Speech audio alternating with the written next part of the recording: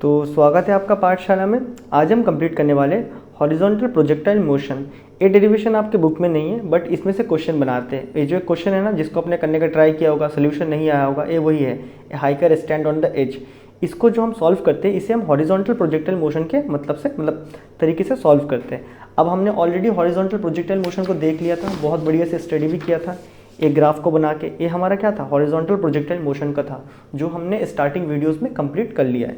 अब इसके derivation part को कंप्लीट करते हैं, क्योंकि थोड़ी ना हर बार हम ग्राफ बनाते रहेंगे फिर ढूंढते रहेंगे। तो इसमें से जो इंपॉर्टेंट क्वेश्चन बनता है वो आपसे पूछा जाएगा कि कितना टाइम में नीचे आएगा, और जब ये नीचे हिट होगा तो इसका वेलोसिटी क्या होगा। ये उनका फेमस प्रॉब्लम है, ठीक है। तो ये सारे वैल्यूज़ को हम डिटरमाइन करते हैं यहाँ पे एक बार। तो फर्स्ट ऑफ ऑल हम एक हॉरिजॉन्टल सिस्टम मान लेते हैं। मैं इसमें इंट्रोडक्शन नहीं लिखवाऊंगा क्योंकि बस डेरिवेशन पार्ट है, ठीक है।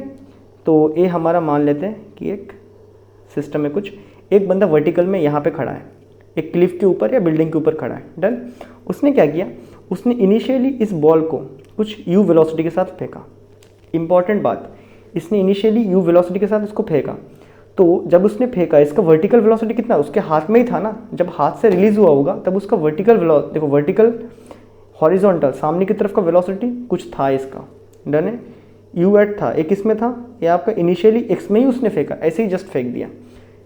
हॉरिजॉन्टल वेलोसिटी कुछ था, बोलते हैं सॉरी, वर्टिकल वेलोसिटी कुछ था क्या, नहीं था।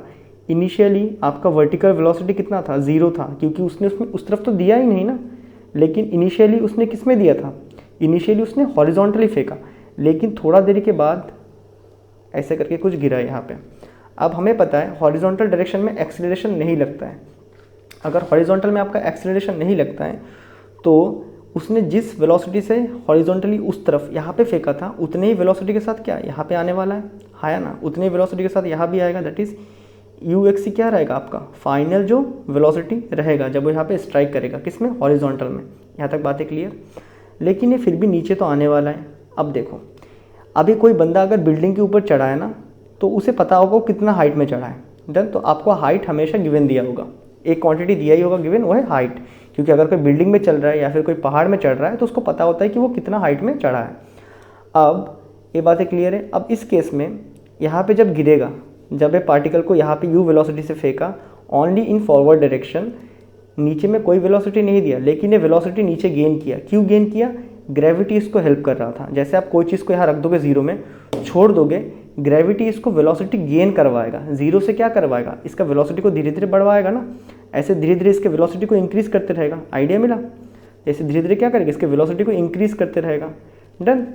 तो इस केस में आपका ग्रेविटी क्या है, पॉजिटिव है। इस केस में आपका एक्सीलरेशन क्या होता है, पॉजिटिव होता है। ग्रेविटी इसमें हेल्प करता है क्या, किसमें, वेलोसिटी को अचीव करने में। डन। यहाँ पे जब यहाँ पे हिट होगा, जब यहाँ पे बॉल या फिर प्रोजेक्टाइल जब नीचे आके यहाँ पे हिट होगा, इसका कुछ एक फाइनल वेलोसिटी रहेगा वाई डायरेक्शन में, जो हमें निकालना पड़ेगा। यहाँ तक हमें बातें क्लियर है। तो ये हमारे पास कुछ गिवन ऐसा कंडीशन दिया होगा। तो अगर, अच्छा एक और चीज़, यहाँ से उसने फेंका, बॉल यहाँ आके गिरा, तो इस डिस्टेंस को भी हम यहाँ पे भी क्या बोलेंगे, रेंज बोलेंगे। तो यहाँ पे कुछ चीज़ें लिखते हैं, ठीक है। तो पहला चीज़ हम लिखना चाहेंगे यहाँ पे फिर से वही वर्टिकल कॉम्पोनेंट, वर्टिकल कॉम्पोनेंट्स। तो यहाँ पे वर्टिकल कॉम्पोनेंट्स हमारे क्या क्या हैं,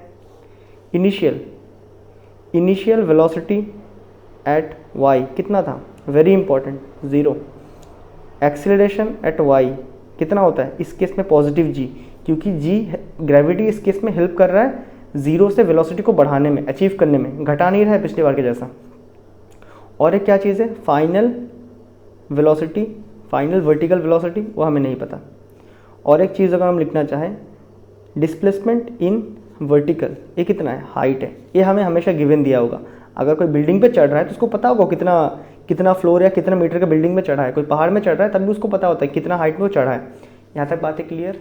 सिमिलरली हम यहाँ पे लिखना चाहेंगे हॉरिजॉन्टल कंपोनेंट को, किसको, हॉरिजॉन्टल कंपोनेंट्स को। तो जब हम हॉरिजॉन्टल कंपोनेंट्स को लिखेंगे तो ये कुछ ऐसा रहेगा। हॉरिजॉन्टल कंपोनेंट, इनिशियल वेलोसिटी कितना में फेंका था हमने, दैट इज u में फेंका था। बातें क्लियर। इस केस में एक्सीलरेशन कितना है, हॉरिजॉन्टल में एक्सीलरेशन नहीं होता है, हमें पता है। और आपका फाइनल वेलोसिटी कितना है, आपका फाइनल वेलोसिटी इन एक्स डायरेक्शन, वो कितना होता है, जितना हमने थ्रो किया था उतना ही होता है। ये तो हम पढ़ के थक चुके हैं। दैट इज ux, कुल मिला के u है, ठीक है। तो ux u एक ही कहानी है। यहाँ तक बातें क्लियर। डिस्प्लेसमेंट इन एक्स कितना है, वो आर है। यहाँ तक बातें क्लियर है। अब देखो फर्स्ट मैं टाइम निकालना चाहता हूँ। देखो यहाँ से यहाँ तक आने में जितना टाइम लगा, यहाँ से इस हाइट को कवर करने में जितना टाइम लगा, मैं कह सकता हूँ इतना डिस्टेंस को कवर करने में भी उतना ही टाइम लगा, क्योंकि पार्टिकल तो एक ही था ना। यहाँ तक हमें बातें समझ आता है। तो हम निकालना चाहते हैं यहाँ पे टाइम पहले। तो टाइम के लिए मैं क्या ले रहा हूँ, इन वर्टिकल कॉम्पोनेंट। तो पहले मैं वर्टिकल कॉम्पोनेंट्स पे काम कर रहा हूँ।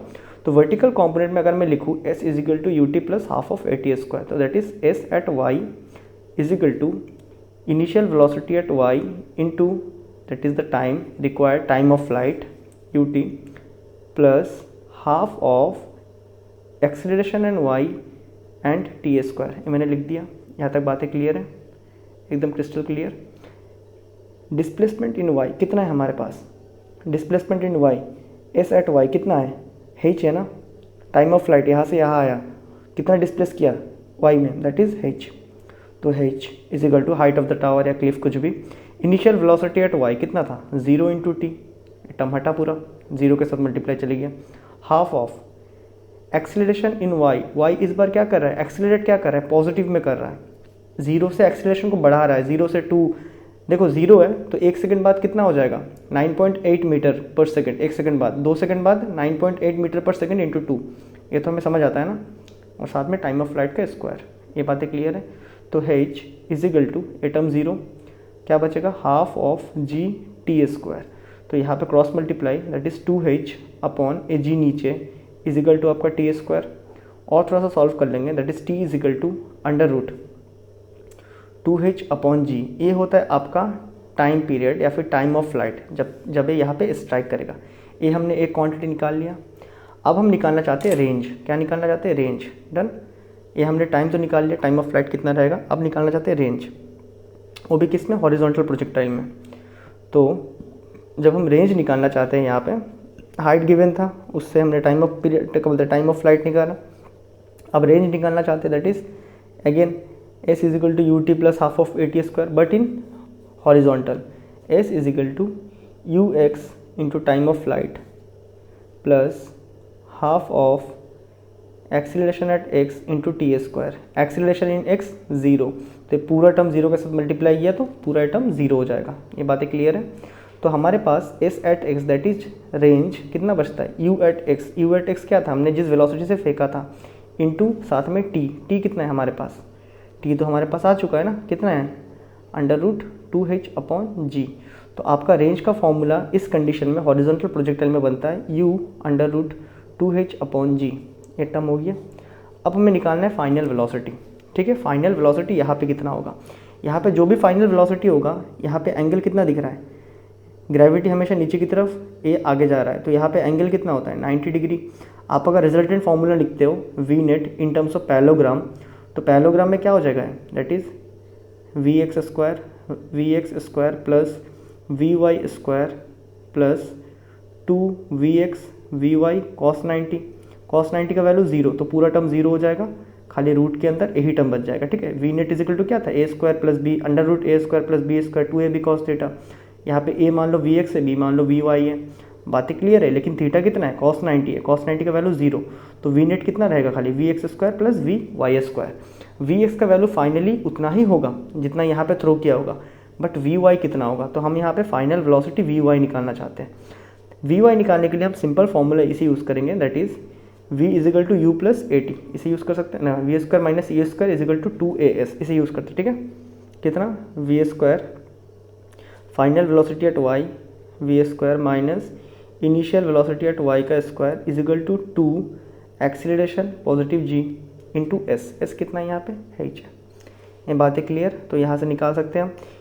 अब final velocity at y square, initial velocity कितना था y में, 0 था, तो ये टर्म तो 0 हो जाएगा पूरा, इजिकल टू क्या बचेगा 2gh, तो v फाइनली कितना होगा अंडर रूट 2gh। यहाँ तक बातें क्लियर है, डन। ये हमने कुछ फॉर्मूलेस ड्राइव कर लिए इसका, डन। तो यही है इसका बेसिक फंडा। अब इसमें से आपसे क्वेश्चन पूछते हैं डायरेक्ट एनसीईआरटी, तो यहाँ पे क्वेश्चन देख लो, क्वेश्चन का सोल्यूशन देख लो, फोन का है मेरा। तो क्वेश्चन का सोल्यूशन के लिए लिखा है कि ये hiker stands on the edge of a cliff of 490 metre. तो हाइट कितना दिया है, क्लिफ का हाइट कितना, 490 मीटर दिया है हमें। डन। आप चाहे तो इसको डेरिवेशन के जैसे दोबारा सॉल्व कर सकते हो, नहीं तो अगर फॉर्मूला याद है तो ऐसे ही कर दो, ठीक है, फॉर्मूले से ही। And throws a stone horizontally with initial speed of 15। कितने इनिशियल स्पीड से, 15 मीटर पर सेकेंड इनिशियल स्पीड से उसने एक स्टोन को थ्रो किया। Find the time taken to reach the stone at the ground.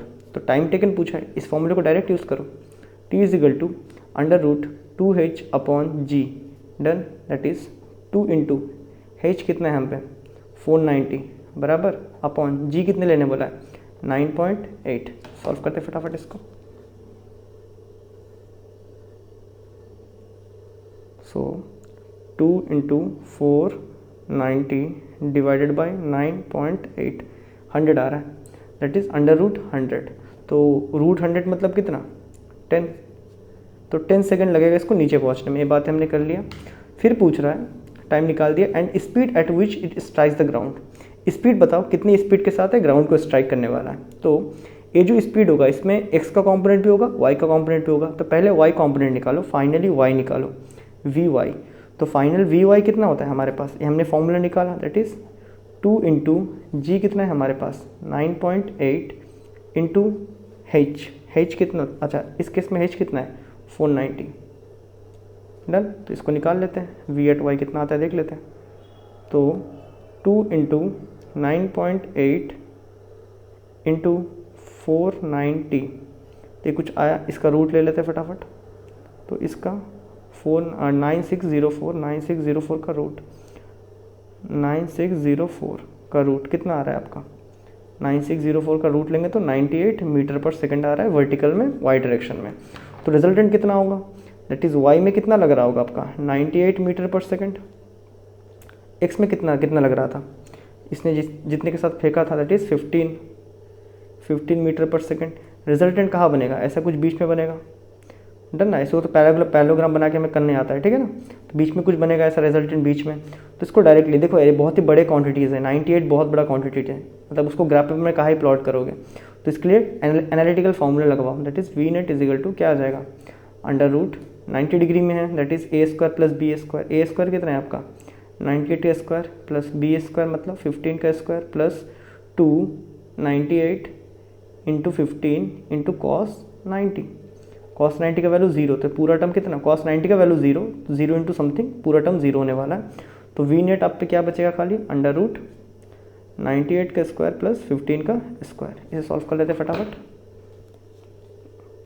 इसे सॉल्व कर लेंगे, दैट इज़ 98 इंटू एक और 98 प्लस 15 इंटू एक और 15, दैट इज़ 9826 √9829।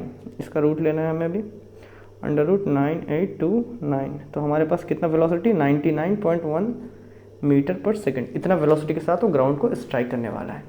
तो ये था इसका कैलकुलेशन पार्ट, और ये आपके बुक में इसका डेरिवेशन नहीं दिया है, बट इसमें से न्यूमेरिकल्स आते हैं तो मैंने इसको करवा दिया। आई होप आपको बहुत बढ़िया से हॉरिजॉन्टल प्रोजेक्टाइल मोशन भी समझ आ गया होगा, और मैं मिलता हूँ आपसे अगले वीडियो में, तब तक के लिए गुड बाय।